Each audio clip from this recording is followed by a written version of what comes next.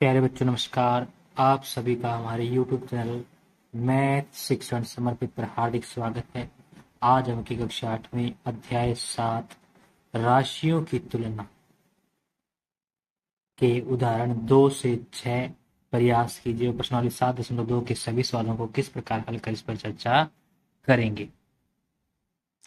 उदाहरण 2 में कह रहा है 840 रुपये अंकित मूल्य वाली वस्तु 714 रुपये में बेच सकती है। 840 रुपये अंकित मूल्य वाली वस्तु 714 में बेच जाती है। बट्टा और बट्टा प्रतिशत कितना है। तो सबसे पहले लिखेंगे यहाँ पर उदाहरण नंबर 2, लिखेंगे इसका हल। क्या लिखेंगे? अंकित वस्तु का अंकित मूल्य, वस्तु का अंकित मूल्य कितना है? 840 रुपये। 714 रुपये में बेची जाती है। तो लिखेंगे वस्तु का विक्रय मूल्य 714 रुपये। अब हमें क्या करना है? बट्टा। तो लिखेंगे यहाँ पर बट्टा। बट्टा क्या होता है? अंकित मूल्य घटा विक्रय मूल्य। क्या होता है? अंकित मूल्य घटा विक्रय मूल्य। तो बराबर अंकित मूल्य 840 घटा विक्रय मूल्य 714 रुपये। तो हमारे पास यहाँ से कितना आ जाएगा? बराबर आ जाएगा आपका 126 रुपये दे जाएगा बच्चों आपका क्या?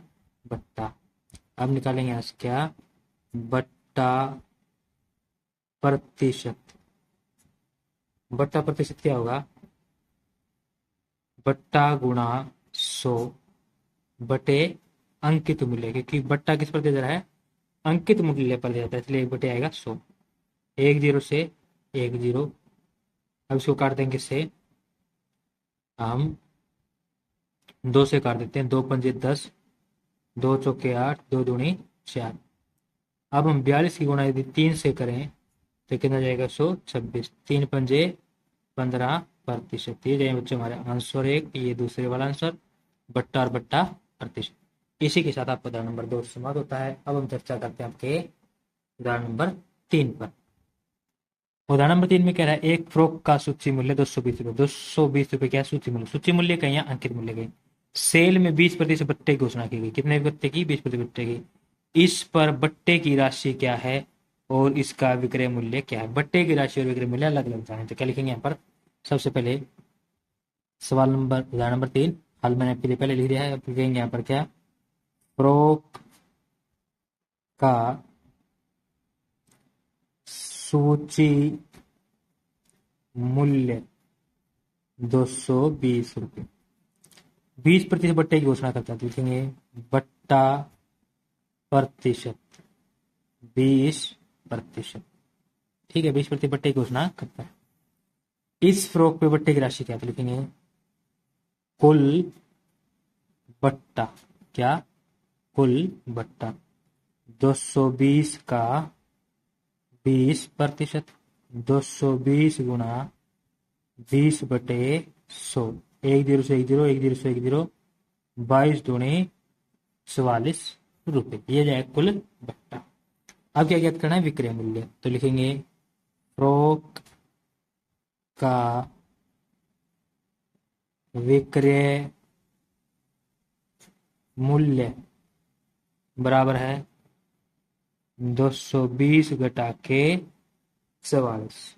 220 घटा के 44 कितना आ जाएगा? 220 में से जब आप 44 घटाएंगे तो कितना जाएगा? आपके पास विक्रय मूल्य है 176 रुपये। तो ये जाएगा कुल बट्टा, यानी कि जो हमें क्या करना था? बट्टे की राशि, जिसको हम कहते हैं कुल बट्टा, और विक्रय मूल्य 176 रुपये, दोनों आ गए। तो इसी के साथ आपका उदाहरण नंबर 3 भी अब समाप्त होता है। अब हम आगे चर्चा करते हैं आपके प्रयास कीजिए पर। प्रयास कीजिए में कह रहा है नंबर 1, एक दुकान 20% बट्टा देती है। निम्नलिखित में से प्रत्येक का विक्रय मूल्य होगा। 20% बट्टा देती है, क्या निकलना? हमें विक्रय मूल्य निकालना। इसमें कहीं भी बट्टे की राशि नहीं दी गई। इसके लिए हम किसको इससे कैसे करेंगे? छोटे तरीके से करने की कोशिश करेंगे। तो सबसे पहले हम क्या लिख लेंगे बच्चे यहाँ पर, प्रयास कीजिए। कह रहे सबसे पहले दुकान 20 प्रति बटा प्रत्येक का विकल्प मिल ज्ञात कीजिए। नंबर 1 किसी लिए 120 रुपए अंकित मूल्य वाली के पोशाक के लिए, तो लिखेंगे पोशाक का अंकित मूल्य,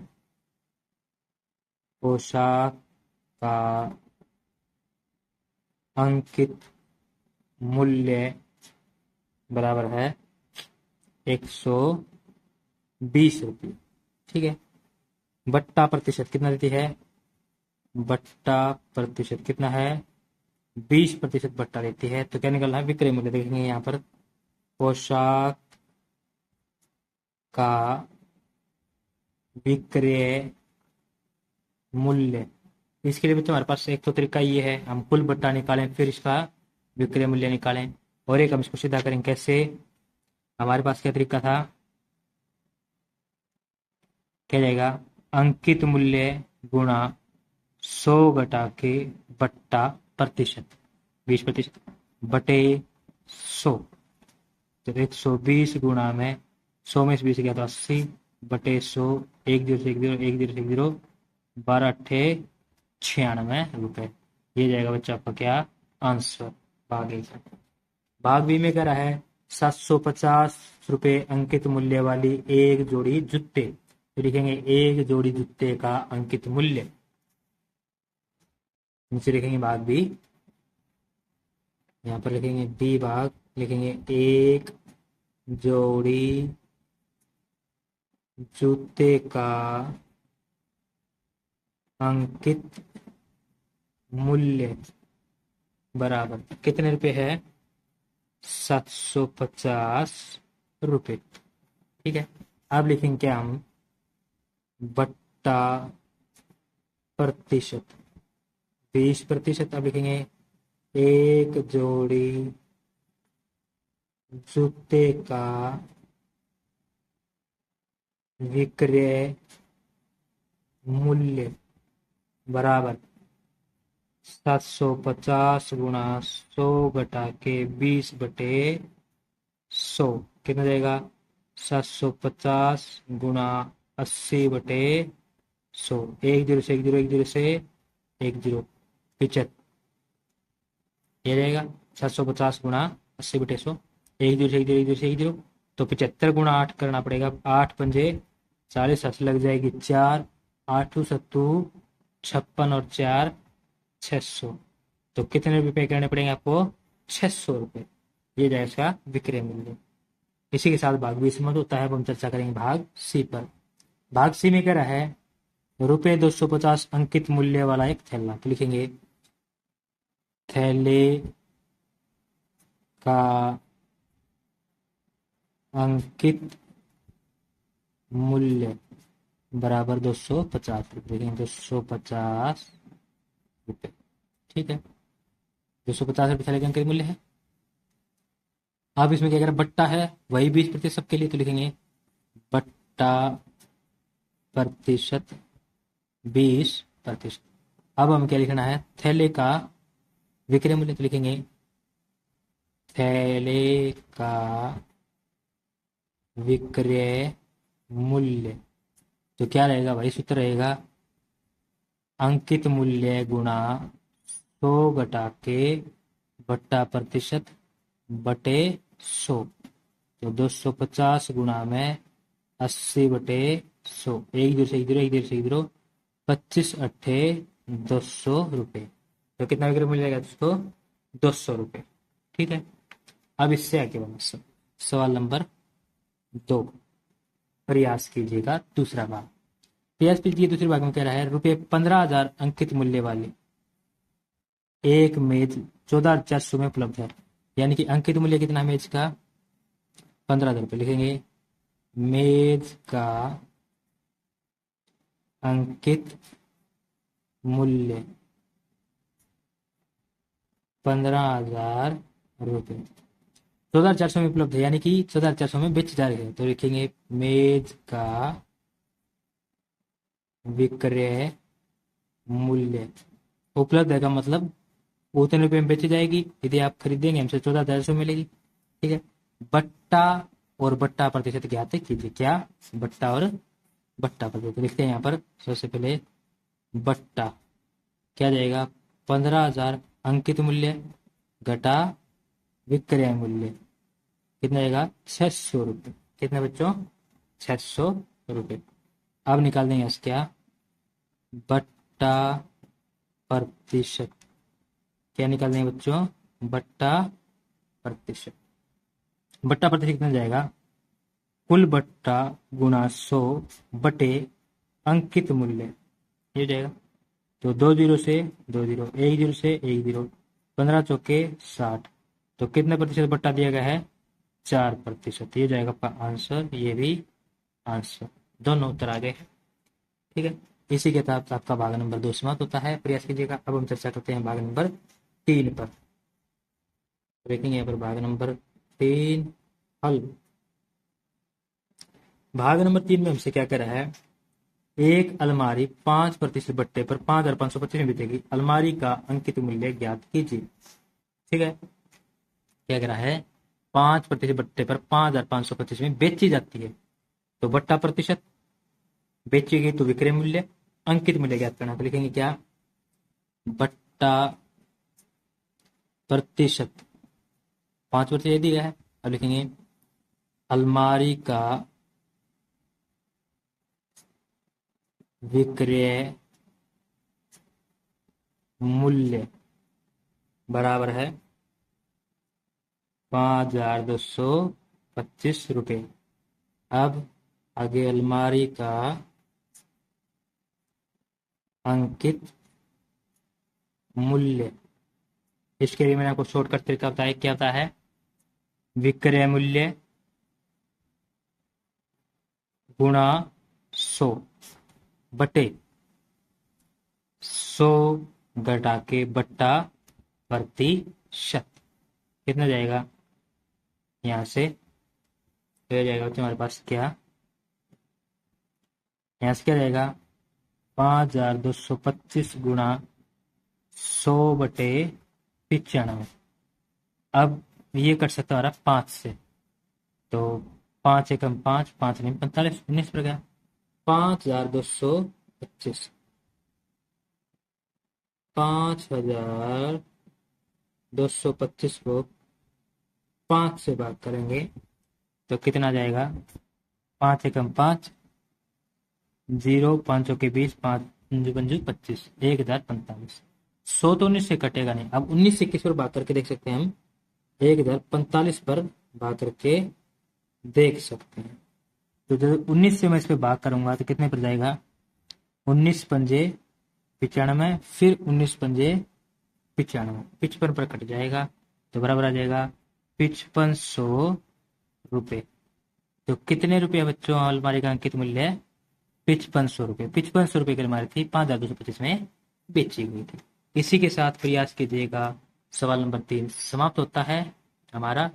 ठीक है और इसी के साथ आपका प्रयास कीजिए भी समाप्त होता है। अब हम चर्चा करेंगे आपके उदाहरण नंबर 4 पर। उदाहरण नंबर 4 में क्या है किसी दुकान पर एक जोड़ी रोलर स्केट्स यानी पहियों वाली पर घूमने वाला जूता होता है ना उसका मूल्य 450 रुपये था। क्या था 450 रुपये था। वसूले गए बिक्री कर की दर 5% थी। यानी 450 रुपये के जूते हैं मूल्य जो था वो यानी अंकित मूल्य कहीं से आप जो भी कहें वो क्या था 450 रुपये। बिक्री कर की दर थी 5%। बिल की देय राशि ज्ञात कीजिए। तो हम क्या लिखेंगे इसके अंदर लिखेंगे बच्चों हम क्या सबसे पहले लिखेंगे उदाहरण नंबर 4 लिखेंगे यहाँ पर हल। इसके अंदर लिखेंगे आप कब एक जोड़ी रोलर स्केट्स का मूल्य क्या लिखेंगे एक जोड़ी रोलर स्केट्स का मूल्य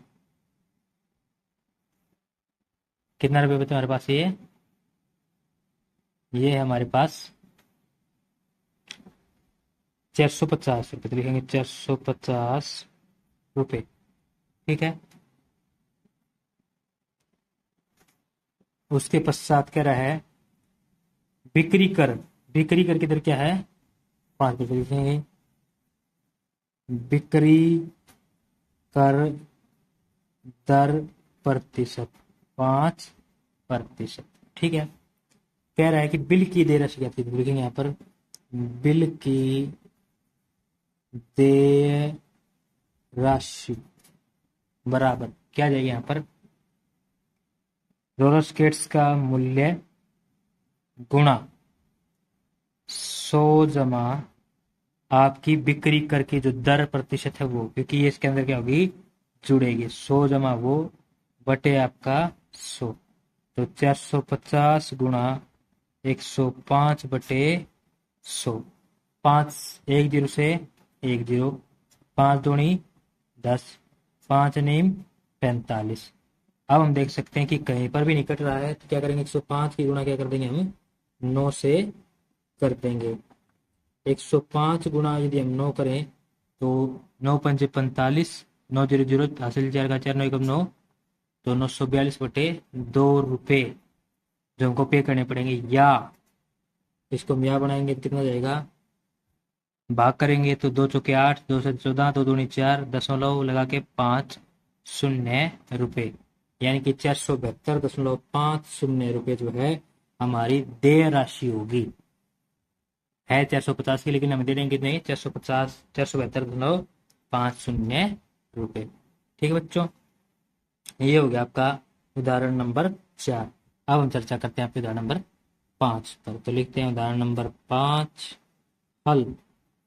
उदाहरण नंबर 5 में हमसे क्या कह रहा है बच्चों, वैट वैल्यू एडेड टैक्स जिसको बोलते हैं वो, वहीदा ने एक कूलर 10% कर सहित यानी कि वैट सहित 3300 रुपये में खरीदा। वैट के जुड़ने से पहले कूलर का मूल्य ज्ञात कीजिए, यानी कि वैट जुड़ने से पहले। ठीक है, तो लिखेंगे 3300 में खरीदा, तो लिखेंगे वहीदा ने कूलर जितने रुपए में खरीदा, वहीदा ने कूलर जितने रुपए में खरीदा बराबर कितने रुपए में खरीदा भाई, 3300 रुपये में। तो लिखेंगे 3300 रुपये। ठीक है बच्चों, अब क्या कह रहा है उसके ऊपर, ने कूलर 10% कर सही, तो लिखेंगे कर प्रतिशत, कर प्रतिशत, या फिर कह सकते हैं टैक्स जो उसने लिया गया उसके ऊपर, वो टैक्स पर कितना है, 10%। ठीक है। अब कह रहा है कि वैट जुड़ने से पहले, कह रहा है ना, वैट जुड़ने से पहले कूलर का मूल्य क्या था, लिखेंगे तो वैट जुड़ने से पहले कूलर का मूल्य, लिखेंगे वैट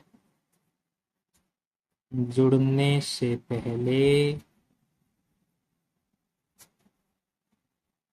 कूलर का मूल्य बराबर है कितना, 3300 रुपये, जिसमें उसने कूलर खरीदा, गुणा 100 बटे 100 जमा जो वैट की दर प्रतिशत थी वो, ये करेंगे तभी आएगा कूलर का वैट जुड़ने से पहले का मूल्य। ये किस प्रकार बनता है सूत्र, तो इसके लिए मैंने आपको वीडियो बना के दे रखा है। यदि आपने वीडियो नहीं देखा है तो प्लीज उस वीडियो को देखिए ताकि आपको समझ में आ सके। क्या क्या जाएगा, 3300 गुणा 100 बटे 110, एक शून्य से एक शून्य, 11 तिये 33। ठीक है, ये शून्य का ये वाला शून्य ऐसे का ऐसा, तो कितना गया 30। 30 गुणा 100 यानी कि 3 और 1 की गुणा कर लें 3, 1 2 3, 3 शून्य तो 1 2 3 शून्य से रुपए। तो ये था आपका वैट जुड़ने से पहले कूलर का मूल्य। 3000 रुपये आपके बिना वैट थे और वैट से आपको कितने देने पड़े, 3300 रुपये। इसी के साथ आपका उदाहरण नंबर 5 समाप्त होता है। अब हम चर्चा करते हैं आपके उदाहरण नंबर 6 पर। उदाहरण 6 में हमसे कह रहा है कि सलीम ने एक वस्तु 784 रुपये में खरीदी, 784 रुपये में खरीदी, जिसमें 12% क्या थी, जीएसटी भी लगी हुई थी। जीएसटी जुड़ने से पहले मुस्तक का मूल्य क्या था, लिखेंगे सलीम ने वस्तु जितने रुपए में खरीदी बराबर 784 रुपये।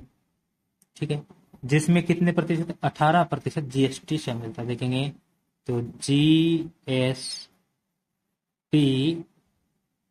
प्रतिशत, जीएसटी प्रतिशत कितना बच्चों? 18% हमारा क्या है? जीएसटी। अब लिखेंगे यहाँ पर जीएसटी जुड़ने से पहले वस्तु का मूल्य, यही मैं बताना है। तो लिखेंगे जीएसटी जुड़ने से पहले वस्तु का मूल्य क्या जाएगा? 784 गुणा 100 बटे 100 जमा के आपका जीएसटी जो जुड़ा था वो। यहाँ से क्या जाएगा? 784 गुणा 100 बटे 118। अब हम क्या करेंगे इसको? 8 एक 9 एक 10, तो 3 से तो कटेगा नहीं, तो काट लेते हैं। पहले इससे इसको 2 से काट देते हैं। 2 पंजे 10, 2 में 18। इससे को भी 2 से काट देते हैं। 2 तिये 6, 2 नीम 18, 2 दूनी 4। ये कट जाएगा हमारा। कितना है बच्चों? 392। 2 से भाग किया तो, और 118 को जब हम 2 से भाग कर रहे हैं तो 59 है। अब हमारे पास 59 से 100 तो कटेगा नहीं। 392 को काट के देख सकते हैं, कट जाएगा तो बात बन जाएगी। 392 भाग 59 करेंगे तो हमारा सवाल बच्चों यहाँ पर गलत हो चुका है। जीएसटी हमारा 18% लिखा है, इसमें दिया कितना का हमारे पास? 12%।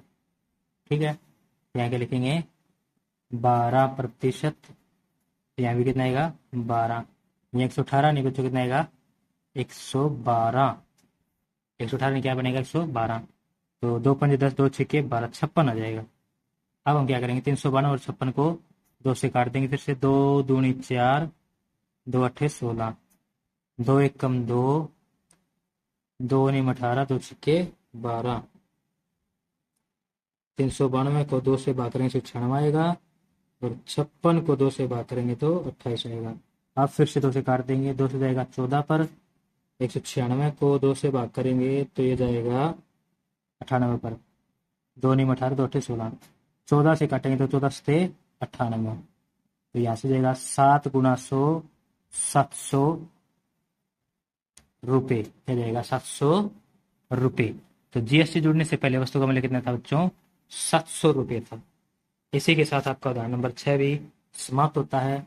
अब हम चर्चा करेंगे आपकी प्रश्नावली 7.2 के सवालों पर। प्रश्नावली 7.2 के एक में कह रहा है, सेल के दौरान एक दुकान सभी वस्तुओं के अंकित मूल्य पर 10% बढ़ा देती है।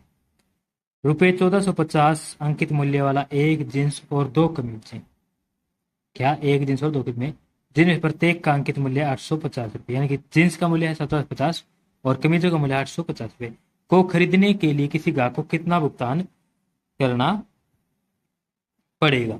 ठीक है, तो यहां से लिख लेते हैं हम क्या?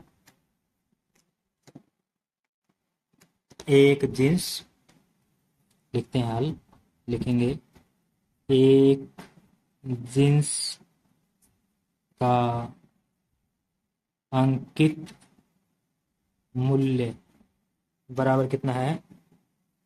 1450 रुपये। फिर लिखेंगे एक कमीज का अंकित मूल्य बराबर 850 रुपये। कितनी कमीज हैं? 2, तो लिखेंगे 2 कमीजों का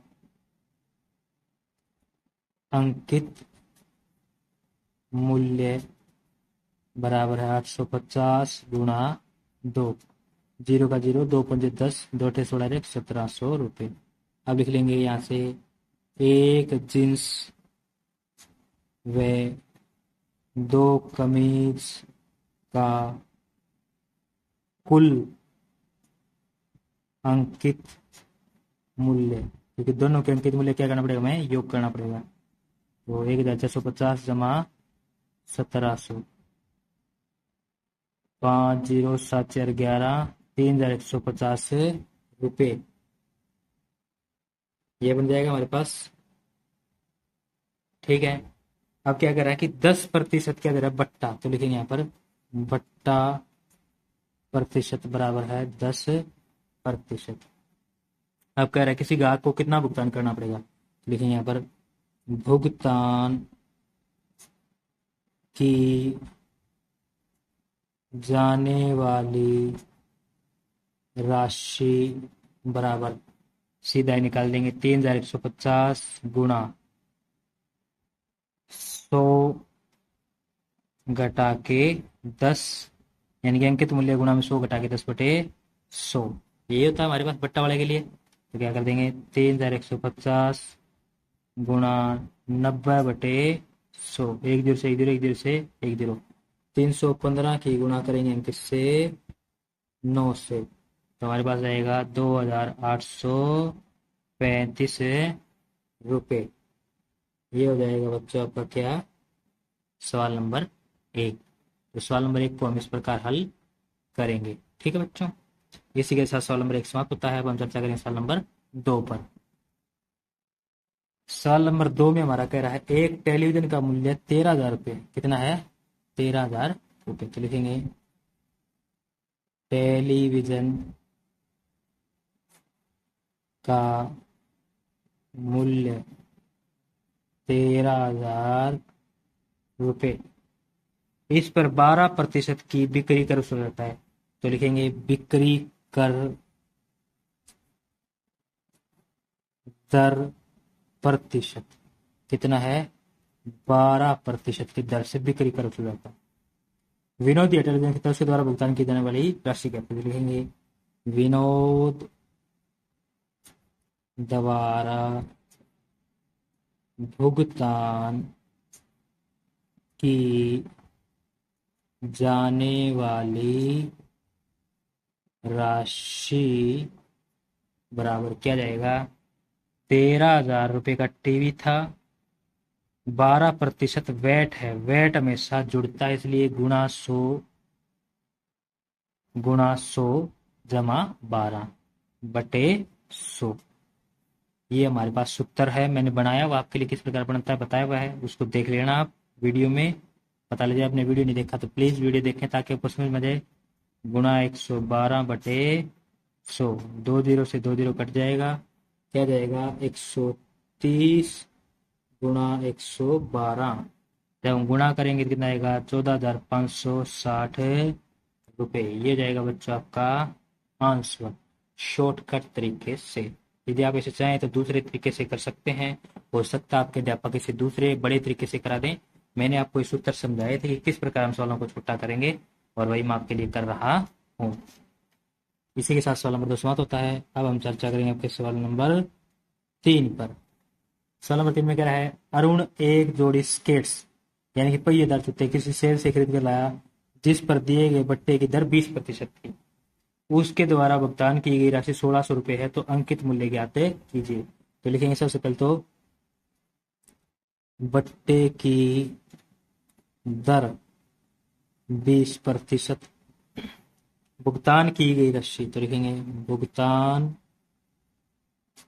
की गई राशि, उसके द्वारा भुगतान की गई राशि कितने बच्चों, 1,600 रुपये, लिखेंगे 1,600 रुपये।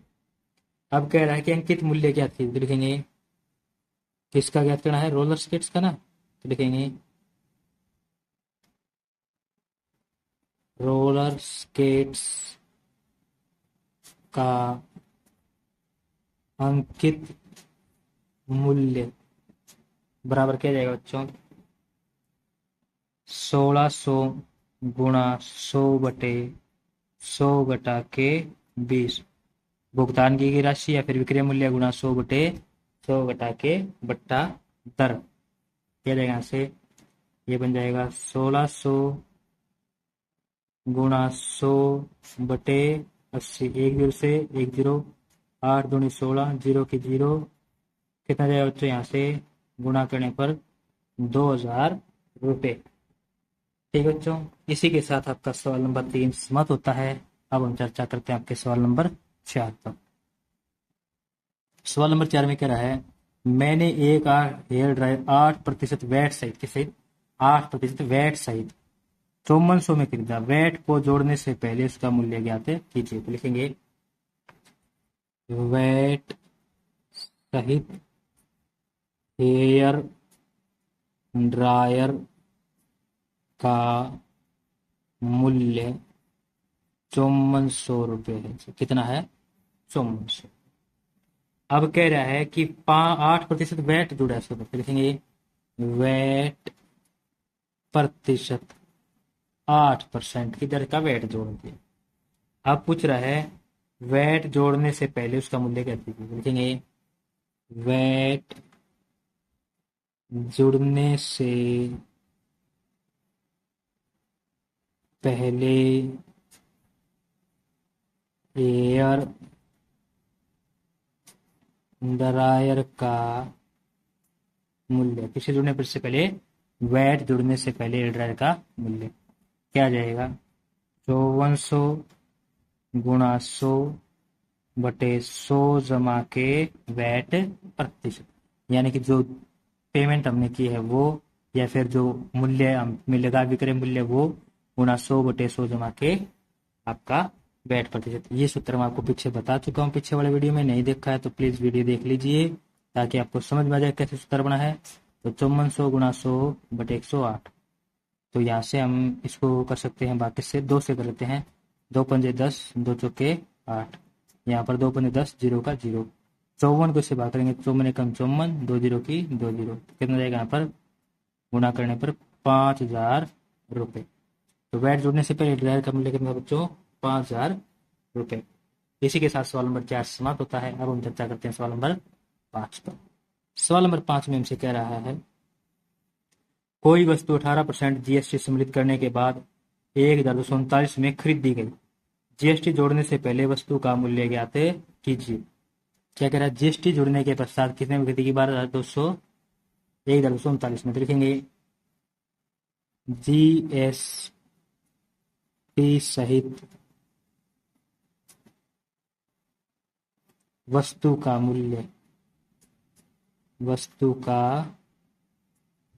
मूल्य बराबर है 1239 रुपये।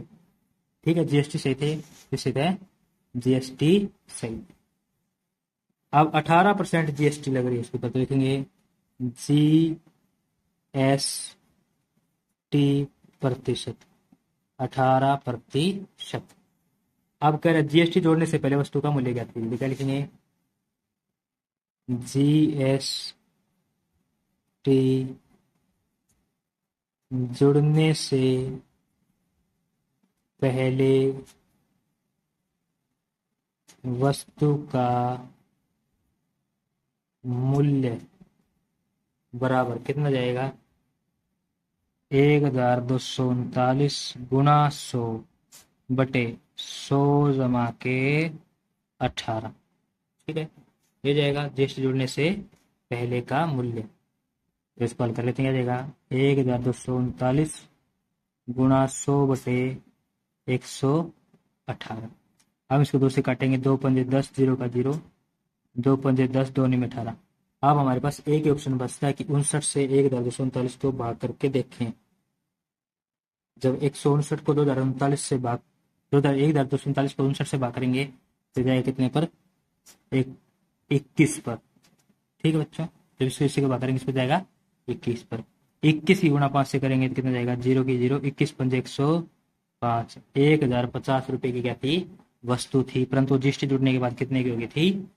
1239 रुपये की। इसी के साथ आपका सवाल नंबर 5 समाप्त होता है और आपकी ये प्रश्नावली 7.2 भी यहीं पर समाप्त होती है और आज का हमारा ये वीडियो भी यहीं पर समाप्त होता है। यदि आपको हमारा वीडियो अच्छा लगा तो हमारे वीडियो को लाइक करें। यदि आपने हमारे चैनल को अब तक सब्सक्राइब नहीं किया है तो हमारे चैनल को सब्सक्राइब करें, अपने सभी फ्रेंड्स के साथ शेयर करें, वे बेल आइकन को दबाना ना भूलें। धन्यवाद।